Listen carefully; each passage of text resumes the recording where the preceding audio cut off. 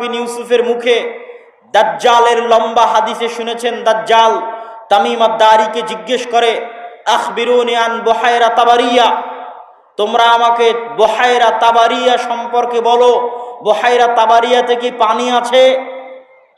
ইসরায়েলের সীমানার মধ্যে, এখনকার ইসরায়েলের সীমানার মধ্যে একটা বড় লেক আছে, ওটাই হচ্ছে বুহায়রা তাবারিয়া, ওখানে এখনো পানি আছে। দাজ্জাল বলল, ওখানে একদিন পানি থাকবে না। এই বুহায়রা তাবারিয়ার পাশেই দ্বিতীয়বার মসজিদে আকসা বিজয়ের যুদ্ধ হয়েছিল, হিত্তিনের যুদ্ধ। সুলতান সালাহুদ্দিন আইয়ুবী এই যুদ্ধ করেছিলেন।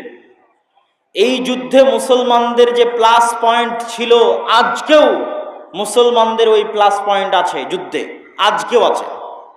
কি প্লাস পয়েন্ট ছিল? সালাহুদ্দিন আইয়ুবীরা হচ্ছে আরব মরুভূমিতে জন্ম নেওয়া। আজকের সৌদি, আজকের কুয়েত, কাতার, বাহরাইন, আজ থেকে 50 বছর আগে তারা ছিল মরুর বিদুইন।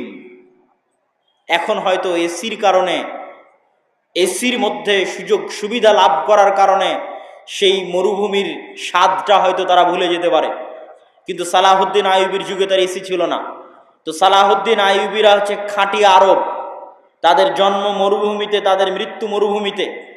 আর জেরুজালেম দখল করে রেখেছে কারা? ইউরোপিয়ানরা। ইউরোপে কি মরুভূমি আছে? ইউরোপ হচ্ছে শীত, ঠান্ডা। এখন ইংল্যান্ডে যান, বড় বড় জ্যাকেট ছাড়া ঘুরতে পারবেন না।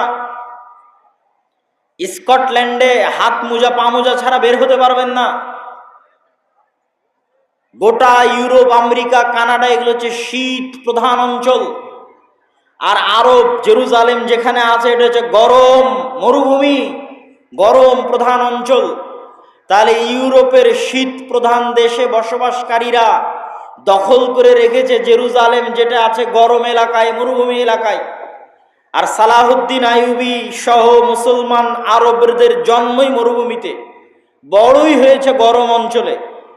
এই ছোট্ট জিনিসটাই সালাহুদ্দিন আইয়ুবী রাহিমাহুল্লাহ কাজে লাগিয়েছেন যুদ্ধের কৌশল হিসেবে, যে এদেরকে গরম দিয়ে ধ্বংস করে দিব। বড় বড় শক্তিশালী লৌহ বর্ম গায়ে দিয়ে আছে, এমন গরম পরিবেশ সৃষ্টি করতে হবে যাতে গরমের ঠেলাতে লোহার বর্ম খুলে ফেলে দেয়, গায়ে না রাখতে পারে। আসছে তো ইউরোপ থেকে। ইউরোপিয়ানরা যারা সাদা চামড়া, শীত অঞ্চল, তারা গরম সহ্য করতে পারে না, তাদের চামড়ায় ফুসকুড়ি পড়ে যায়, অল্প মাত্রার গরম হলেই চামড়ায় ফুসকুড়ি পড়ে যায়। আজকেও যারা ওখানে আসছে তারা শীত প্রধান